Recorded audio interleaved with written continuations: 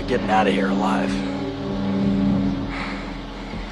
But neither's that thing. Welcome to Watch Mojo, and today we're counting down our picks for the most epic final showdowns in horror history. This list contains massive spoilers, so proceed with caution. Number 20, Alice vs Mrs Vorhees, Friday the 13th. Before Jason Voorhees enters the picture, with his hockey masks and machetes, his mother is the one picking off unwitting camp counsellors. The original Friday the 13th doesn't introduce its villain until the last 15 minutes or so. They're all dead, they're all dead. All right, I'll go look. No, please don't leave me. They'll kill you too. I'm not afraid. Once it does though, it's an all-out assault. She chases the sole survivor of her massacre all across Camp Crystal Lake. While some slasher villains are coldly detached, there's something incredibly scary about how unhinged and anguished Mrs Vorhees is. Don't let her live. I won't, Jason. I won't. But Alice is no easy target. She eventually gets the upper hand with Mrs Vorhees' very own machete. You can't say Jason doesn't come by it honestly. Number 19, Lorraine and Ed Warren vs Beth Sheba. The Conjuring. Basements are creepy enough. They're even creepier when they're the site of an exorcism. Based on the alleged exploits of two real-life paranormal investigators, The Conjuring tells the story of a family whose new home is infested with a demonic spirit.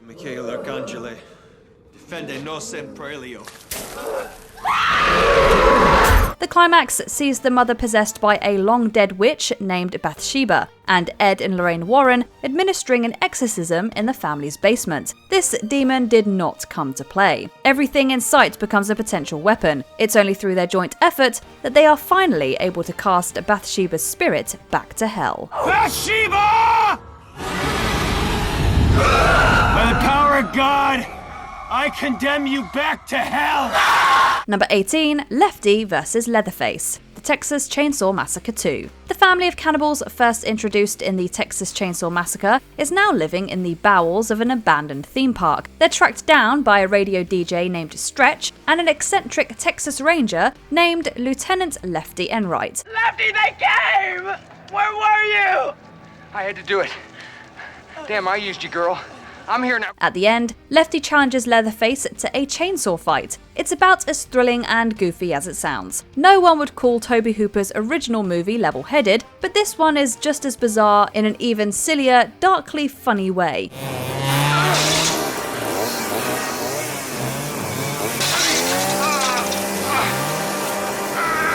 Dennis Hopper's manic energy and the sheer lunacy of it all makes this a duel to remember. Number 17, Erin vs Everyone. You're next. Three masked assailants meet their match in Erin, who is accompanying her boyfriend to his family reunion. You must be Erin. Yes. Nice to meet you. Nice to meet you. Glad you could make it. Yeah, thanks for having me. Little do they know, she grew up among survivalists and is shockingly good at defending herself. This entry could cover the entire second half of the movie, which is a one-woman show of plain badassery. But it's her final showdown with the true perpetrators of the murders that really takes the cake. Let's just say Erin is an innovator when it comes to kitchen appliances. Then comes the real gut punch, when Erin finds out her boyfriend is in on the plot against his family. She is swift, efficient, and merciless. I'm sorry. Things got so out of control. But, how are we supposed to know that you were really good at killing people? Which is actually sort of weird, by the way. Number 16, Naru vs Predator, Prey. This innovative science fiction prequel is not set in the future, but 300 years in the past. In it, Naru, a Comanche woman, is hunted by an alien that crashes near her village. Look. Could be bear tracks. Maybe. But that's a big bear. And why was it on its hind legs, and what skins a snake like that? More than any other movie, Prey presents the Predator as a stranger in a strange land. Previous heroes in the franchise rely on futuristic weaponry to beat the monster. It's Naru's knowledge of the land that she lives on and her careful studying of her enemy's weaknesses that help her best the extraterrestrial invader. In fact, she wins by using the Predator's own advanced heat-seeking weapon against it. Military might isn't the answer. Ingenuity and strategy is. This is as far as you go. No more. This is it. Number 15, Grace versus the Lomus family. Ready or not. Samara Weaving plays Grace, a former foster kid who marries into a large wealthy family, but marrying up comes with a price. Grace, good luck. The Lomus family has some interesting traditions, one of which is to hunt down those who marry into the family to satisfy a decades-old curse. Grace becomes the target. She survives the night by the skin of her teeth. The family straps her to the dining room table to complete the sacrifice, but she fights them off. She's just in time too. What should we do about her? I know it is too late, but I will not fail you again. The curse claims each family member one by one, causing them to explode in a ball of blood as Grace watches. Number 14, Jay, Paul, Kelly, and Yara versus the Entity. It follows. The curse at the heart of this unsettling supernatural story is hard to pin down. It takes the shape of people who are visible only to the afflicted, and it's seemingly unstoppable in its quest to kill. Oh my god. I just walked in the room, it's right there. How do you fight something like this? Jay and her friends think they've figured out a way. They trap the invisible entity in a public pool and try to electrocute it. Shifting back and forth between the characters' perspectives, the movie plays with the entity's invisibility more than ever before. Do you see it? Is it still down there? Full of dread and arresting images, it's a heart-stopper of a climax. Number 13, the Undead versus the Bikers versus the Survivors, Dawn of the Dead. At the end of George A. Romero's zombie opus, the 4 survivors who have set up camp in a shopping mall are besieged by a group of bikers who break into the place and raid it. They'll get in. They'll move the trucks. There's hundreds of those creatures down there. Come on, man, that's a professional army. Looks like they've been surviving on the road all through this thing. Well, let's not make it easy for them. In doing so, they let in all the zombies our heroes have spent the entire movie trying so hard to keep out. The place is soon overrun, and the rambunctious bikers get more than they bargained for. In a stunning feat of terror, suspense, and makeup effects, the bikers are massacred, leaving the survivors to make their last stand against the undead. Go on, get out of here.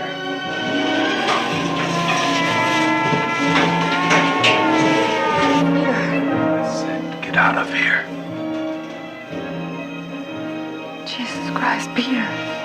I don't want to go. Number 12, Mia Allen versus the Abomination, Evil Dead. Remakes can be a huge bust. More money and CGI doesn't necessarily mean a better movie, but the 2013 remake of the Grindhouse classic actually has a lot to offer. This is so wrong. Well, nobody could have known she would do something so twisted. No, you should have known. We've all been following your lead since we got here. While the character of David seems to be set up as the new franchise hero, it actually turns out to be Mia who faces off with the demon, as the sky rains blood on them. Mia's victory is hard won. It's a brutal battle of might that's as spiritual as it is physical. In the end, she has to sacrifice her own hand to vivisect this demonic doppelganger with a chainsaw. I will feast on your soul. Worth it. Number 11, Father Clarice versus Pazuzu, The Exorcist. The entire last half hour of this seminal genre classic is a battle for a little girl's soul. But after the exorcism ritual seemingly fails, and the elderly Father Merrin dies in the process, it's Father Clarice's brute force and renewed faith that wins the day. Take me! Come into me! God damn you! Take me! Considering how much he was questioning his belief in God throughout the story, Clarice's victory over the demon Pazuzu is profound. He wrestles the possessed girl, begging the demon to take his body instead. In a great show of willpower, he fights the demon just long enough to throw himself from the girl's bedroom window, sacrificing himself to stop its reign of unholy terror.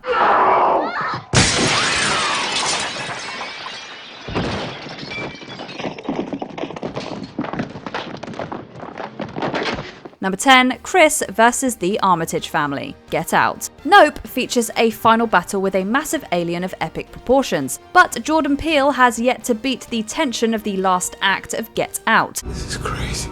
We watch as Chris Washington fights back against a cult of wealthy white body snatchers, taking out his treacherous girlfriend's murderous family one by one. Once it comes time to face off with Rose herself, Chris is about to kill her when he is suddenly bathed in police lights. So sorry. It's me. I love you. I love you. love you. In one of the all-time fake-outs, it turns out to not be the police, but his friend in the TSA. It's a perfect ending twist. Number 9, Annie Wilkes versus Paul Sheldon. Misery. Stephen King's story of a fandom turned poisonous ends in triumphantly violent fashion. Paul Sheldon is a writer who is injured in a car accident and held captive by a deranged fan, Annie Wilkes. I asked God about you, and God said, I delivered him unto you so that you may show him the way. Show me the way. Yes. Once he finishes the book she forces him to write, he makes a daring escape attempt. He clobbers her over the head with a typewriter, which she doesn't take well. Using her fanatical love of his work against her, he sets his manuscript on fire and shoves the ashes in her mouth. Hey, you want it?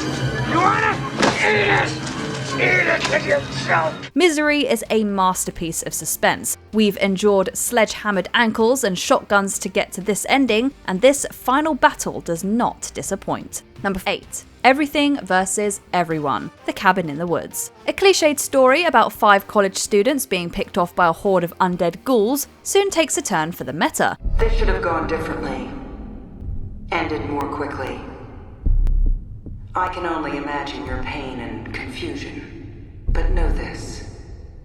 What's happening to you is part of something bigger. In actuality, they are unknowing pawns in an ancient storytelling ritual that determines the fate of mankind. When they discover this, the 2 surviving characters unleash every single mythical creature and monster you can think of from their holding cells under the facility. We're talking ghosts, zombies, killer clowns, werewolves, and even a massive king cobra. The last scene isn't so much as a battle as it is a complete and utter one-sided bloodbath. Please.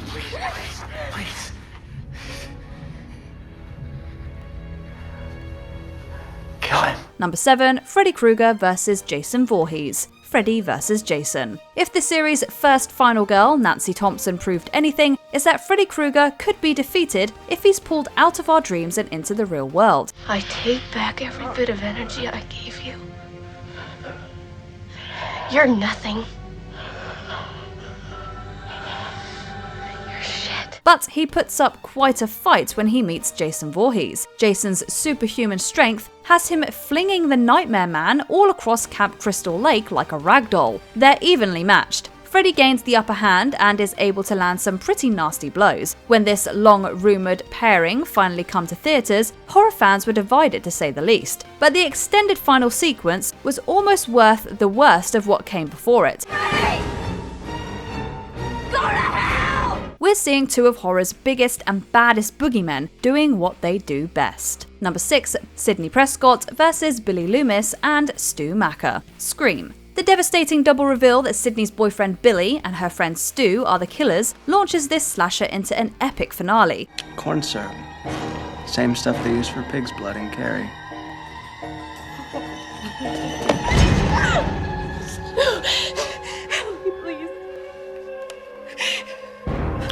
Surprise, Sidney. Trapped in a house together, Sidney seizes the opportunity to hide and turn the tables on them. Watching her gain the upper hand over her attackers is so satisfying. She pulls no punches in beating them at their own game, making taunting phone calls and bursting out of closets armed with sharp objects. Billy's death may be satisfying, but we have to give Sidney style points for that TV to the skull kill. In your dreams. That's a moment that stays with you. Number 5, Mccre versus The Thing. The Thing. John Carpenter's claustrophobic remake about an alien that can absorb and replicate any living organism features some truly gruesome monster effects. We got to it before it had time to finish. Finish what? Finish imitating these dogs. Apart from how hideous it is, the extraterrestrial threat's scariest trait is that it seems unstoppable. Luckily, its one weakness seems to be fire. Kurt Russell's stalwart Mccre, realizing he just may be the last human alive in this Arctic dungeon, sets out to blow the thing to pieces. When it reveals itself in all its misshapen, slimy and monstrous glory, Mccre sets off a series of rigged explosives with a flare.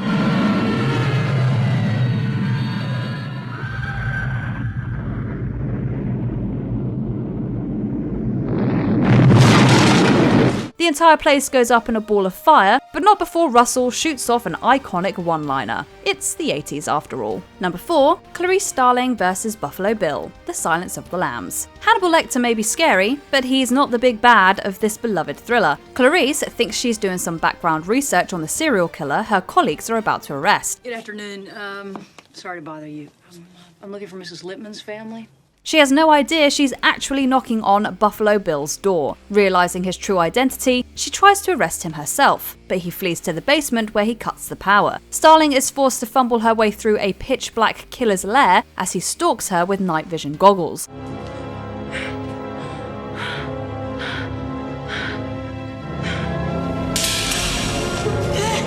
Haunting and loaded with heart-stopping tension, this is a movie showdown that leaves you breathless. Number 3, Chief Brody vs. the Shark, Jaws. 3 men of very different backgrounds sail out to catch and kill the great white that's been terrorizing Amity Island. You're gonna need a bigger boat.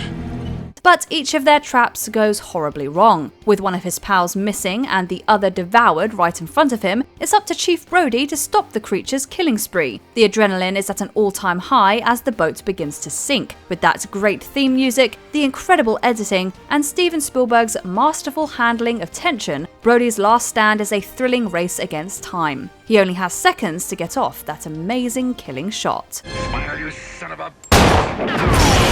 Number 2, Laurie Strode vs Michael Myers, Halloween. Jamie Lee Curtis made her film debut as the bookish babysitter who faces off against a masked murderer. Laurie is anything but a helpless victim. Faced with the sight of her friends' corpses and the expressionless mask of serial murderer Michael Myers, Laurie goes into survival mode.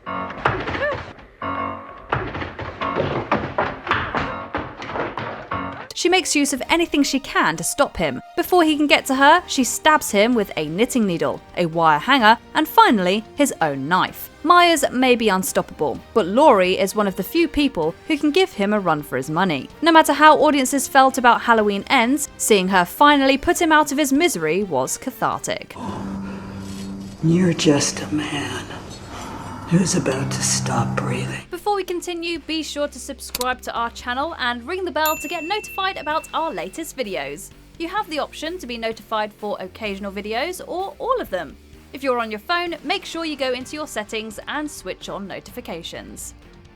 Number 1, Ellen Ripley vs the Xenomorph Queen, Aliens. James Cameron's sci-fi horror classic has plenty of blood-curdling sequences, but it also has one of the best action hero performances ever. No one ever looked cooler going up against a space monster than Sigourney Weaver in this Oscar-nominated performance. Get away from her, you bitch!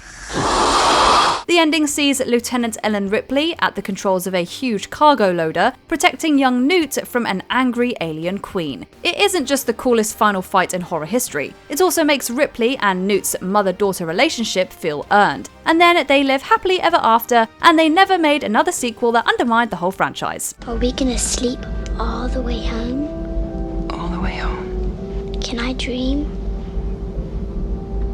Yes, honey. I think we both can.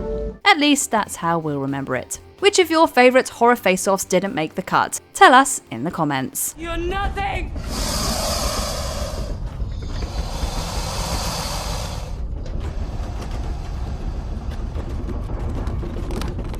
This is my house! Did you enjoy this video? Check out these other clips from WatchMojo, and be sure to subscribe and ring the bell to be notified about our latest videos.